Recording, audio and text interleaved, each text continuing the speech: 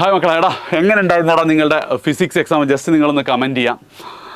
കാരണം ഇന്ന് ഫിസിക്സ് എക്സാമിൻ്റെ ക്വസ്റ്റ്യൻ പേപ്പർ കയ്യിലിട്ടിയപ്പോൾ സുഹൈൽ എന്നെ ഇങ്ങനെ വിളിച്ചിട്ട് ഭയങ്കര സങ്കടത്തോടെ പറഞ്ഞു, അജാസ്ക ഭയങ്കര ടഫാണ് എക്സാം, ഇതുപോലത്തെ ഒരു ക്വസ്റ്റ്യൻ പേപ്പർ ഞാൻ ഇപ്പോൾ അടുത്തൊന്നും കണ്ടിട്ടില്ല, ഞാൻ കണ്ടിട്ടേ ഇല്ല, ആൻഡ് ഒരു എൻട്രൻസ് ലെവലിലേക്കാണ് ചോദ്യങ്ങൾ വന്നതാണ്. ആൻഡ് സുഹൈലിൻ്റെ വാക്കിൽ ശരിക്കും അവൻ്റെ സങ്കടവും നിരാശയൊക്കെ എനിക്ക് ഫീൽ ചെയ്യുന്നുണ്ടായിരുന്നു. കാരണം ഞാൻ കണ്ടിട്ടുണ്ട് കഴിഞ്ഞ 2 മാസമായിട്ട് ഈ ഒരൊറ്റ കാര്യത്തിൽ നിങ്ങളുടെ +2 ഫിസിക്സ് എക്സാം ഏറ്റവും എളുപ്പമാക്കി തരാൻ വേണ്ടി അവൻ ഒരുപാട് റിസർച്ചും ഒരുപാട് എഫേർട്ടൊക്കെ എടുത്തിട്ടുണ്ട്. പക്ഷേ അൾട്ടിമേറ്റ്ലി പരീക്ഷ ടഫായതോടുകൂടി എന്താണ് അതൊക്കെ വേസ്റ്റ് ആയില്ലേ. ആൻഡ് എന്തായാലും ഈ ഒരു അവസരത്തിൽ നമ്മൾ പറഞ്ഞ ചോദ്യങ്ങൾ ചോദിക്കാത്തതിന് ഞങ്ങളുടെ മൊത്തം ടീമിൻ്റെ പേരിൽ നിങ്ങളോട് എന്ത് ചെയ്യാണ്, ഞാനൊരു സോറി ചോദിക്കുകയാണ്.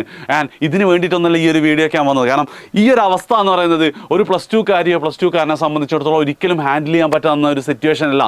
കാരണം എന്തൊക്കെ പറഞ്ഞാലും അവസാന നിമിഷമാണെങ്കിലും നിങ്ങൾ അത്യാവശ്യം എഫേർട്ടൊക്കെ എടുത്തിട്ടുണ്ടല്ലേ, ആ ഒരു എഫേർട്ടിനുള്ള മാർക്ക് നിങ്ങൾക്ക് ആർക്കും കിട്ടാൻ പോകുന്നില്ല. മുഴുവൻ പഠിച്ചു കഴിഞ്ഞ ആൾക്കാർക്കും ചിലപ്പോൾ എന്തായിരിക്കും 60-ൽ 40-ഓ 45-ഓ മാർക്കേ കിട്ടാൻ സാധ്യതയുള്ളൂ. അപ്പം ഉറപ്പായിട്ടും നിങ്ങൾ വല്ലാത്തൊരു നിരാശയിലേക്കാവും എന്ന് മാത്രമല്ല അടുത്ത പരീക്ഷകളെക്കുറിച്ചുള്ള ഹോപ്പ് നിങ്ങൾക്ക് നഷ്ടപ്പെടും. ഈ 2 പ്രശ്നങ്ങളും സോൾവ് ചെയ്ത് തരാൻ വേണ്ടിയിട്ടാണ് ഈ ഒരു വീഡിയോ. അതായത് നിങ്ങളൊരു പ്രശ്നത്തിൽ വരുമ്പം അത് കാണാതെ മാറി നിൽക്കുക എന്നതിനൊക്കെ ഉള്ള അപ്പുറം നിങ്ങൾക്ക് എന്ത് സപ്പോർട്ടാണോ നമുക്ക് തരാൻ പറ്റുക അത് തരിക എന്നുള്ളതാണല്ലോ എൻ്റെ ഒരു ഉത്തരവാദിത്വം. സോ ആദ്യമായിട്ട് എനിക്ക് പറയാനുള്ളത്, എടാ ഒരു പരീക്ഷ ടഫാകുന്നതിൽ നിങ്ങൾ വല്ലാതെ ഒന്നും നിരാശപ്പെടേണ്ട. നിങ്ങൾ നിരാശപ്പെടണം എപ്പോഴെന്ന് വെച്ചാൽ ഇന്നത്തെ ഫിസിക്സ് എക്സാം നിങ്ങൾക്ക് മാത്രം ടഫ്, ബാക്കി എല്ലാവർക്കും എളുപ്പമാണ് അല്ലേ. ക്ലാസ്സിലെ ഭൂരിഭാഗം നോമ്പ് തുറക്കാനായതുകൊണ്ട് എൻ്റെ വാക്കുകളൊക്കെ ഒന്ന് മിസ്സായി പോകുന്നുണ്ട്. ക്ലാസ്സിലെ ഭൂരിഭാഗം കുട്ടികൾക്കും എന്താണ് എളുപ്പമാണ്, നിങ്ങൾക്ക് മാത്രമാണ് ടഫെങ്കിൽ ഉറപ്പായിട്ട് നിങ്ങൾ നിരാശപ്പെടണം. പക്ഷേ ഇത് നിങ്ങളൊന്ന് ആലോചിച്ച് നോക്ക്, ഈ ചോദ്യങ്ങൾ നിങ്ങൾ സ്കൂളിലെ ടീച്ചേഴ്സ് പഠിപ്പിച്ചിട്ടുണ്ടോ? കേരളത്തിലെ ഏതൊക്കെ ഫിസിക്സ് അധ്യാപകർ ഇത് പഠിപ്പിച്ചിട്ടുണ്ടാവും? വളരെ കുറവായിരിക്കും. അതുകൊണ്ട് തന്നെ കേരളത്തിലെ ഭൂരിഭാഗം കുട്ടികൾക്ക് പരീക്ഷ ടഫായിരിക്കും. അങ്ങനെയാണ് നിങ്ങളുടെ മാർക്ക് കുറഞ്ഞാൽ വലിയ കുഴപ്പമൊന്നുമില്ല. ഈ മാർക്ക് മാനദണ്ഡമാക്കുന്ന ഏത് അഡ്മിഷൻ ഇതുകളാണെങ്കിലും, ഇപ്പം നിങ്ങളുടെ ഡിഗ്രി പ്രവേശനം അല്ലെങ്കിൽ എന്താ പറയുക നഴ്സിംഗ് പ്രവേശനം, പാരാമെഡിക്കൽ കോഴ്സ്, അതിലൊക്കെ എന്താണ് അപ്ലൈ ചെയ്യുന്ന എല്ലാവർക്കും ഫിസിക്സ് മാർക്ക് കുറവായിരിക്കും. അപ്പം എന്ത് ചെയ്യേണ്ട, അങ്ങനെ ഒരു ടെൻഷൻ വേണ്ട. അതായത് കോവിഡിന് ശേഷം ഈ പരീക്ഷകളൊക്കെ വല്ലാതെ എളുപ്പമാക്കിയപ്പോഴാണ് ഫുൾ A+ കിട്ടാത്തവനൊക്കെ എന്താണ് ജീവിതത്തിൽ നശിച്ചു പോകുന്നുള്ളൊരു ചിത്രമൊക്കെ വന്ന് ഞങ്ങളൊക്കെ പരീക്ഷ എഴുതുമ്പോൾ 80%, 85% നല്ല മാർക്കായിരുന്നു. ഓക്കെ, അപ്പം എല്ലാവർക്കും ടഫാണെന്നുള്ള കാര്യം ആലോചിച്ച് നിങ്ങൾ എന്ത് ചെയ്യുക, സമാധാനപ്പെടുക. രണ്ടാമത്തത് ഏറ്റവും വലിയ പ്രശ്നം, നിങ്ങൾക്ക് ഇനിയുള്ള പരീക്ഷയെക്കുറിച്ചുള്ള ആ ഒരു ഹോപ്പ് നഷ്ടപ്പെടുന്നില്ല. ശരിക്കും അത് സത്യമല്ലേടാ.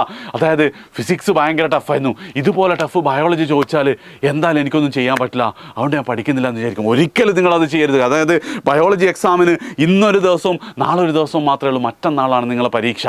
ആൻഡ് അവസാന നിമിഷത്തിൽ എന്തൊക്കെ നിങ്ങളെ കൊണ്ട് ചെയ്യാൻ പറ്റുമോ അത് മുഴുവൻ നിങ്ങൾ ചെയ്യണം. അതാണൊരു വാശി, അതാണ് ഒരു വാരിയറുടെ ഒരു മൈൻഡ് സെറ്റ് എന്ന് പറയുന്നതാണ്. എന്ത് സെറ്റ് ബാക്കുകൾ വന്നാലും നമ്മളെ കൊണ്ട് എടുക്കാൻ പറ്റുന്ന മാക്സിമം എഫേർട്ട് എന്ത് ചെയ്യണം, നമുക്ക് എടുക്കാൻ പറ്റണം അല്ലേ. ആൻഡ് അതിന് വേണ്ടിയിട്ട് നിങ്ങൾക്കിപ്പോൾ ചെയ്യാം. നിങ്ങൾ മുഴുവൻ പഠിച്ചു കഴിഞ്ഞ കുട്ടികളാണെങ്കിൽ ഇനി ലൈവുകളോ കാര്യങ്ങളോ ഒന്നും നോക്കേണ്ട ആവശ്യമില്ല.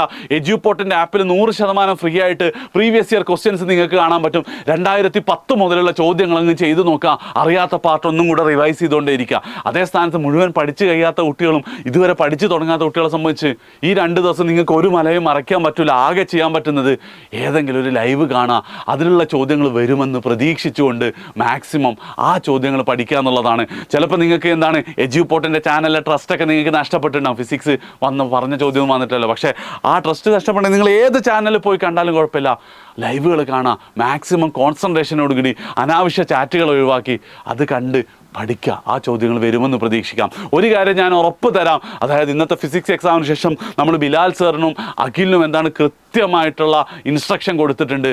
വെറുതെ എന്താണ് പെരിഫറലി പഠിപ്പിച്ച് പോരുത്. മാക്സിമം ഡെപ്തിൽ ഈ ചുരുങ്ങിയ സമയത്ത് നിങ്ങൾക്ക് പഠിപ്പിക്കാൻ പറ്റുന്ന മാക്സിമം എന്ത് ചെയ്യണം, നിങ്ങൾ മക്കളെ പഠിപ്പിക്കണം. ഉറപ്പായിട്ട് എന്താണ് ബയോളജി എക്സാം കഴിയുമ്പോൾ അവർ ചിരിച്ചുകൊണ്ട് പുറത്തിറങ്ങണം എന്നുള്ളത് നമ്മൾ പറഞ്ഞിട്ടുണ്ട്. അവരത് വാക്ക് തന്നിട്ടുണ്ട്. ഉറപ്പായിട്ടും ഇന്നും നാളെയും നമ്മുടെ ചാനലിൽ നടക്കുന്ന ലൈവുകളിലൊക്കെ എന്താണ് ഡെപ്തിലുള്ള ക്വസ്റ്റ്യൻസ് നമ്മൾ ഡിസ്കസ് ചെയ്യും. ആൻഡ് ഒരിക്കൽ കൂടെ പറയാണ്, വിശ്വാസം പൂർണ്ണമായും നഷ്ടപ്പെട്ടില്ലെങ്കിൽ ഉറപ്പായിട്ടും നിങ്ങൾക്ക് ഇത് തന്നെയായിരിക്കും നല്ലത്.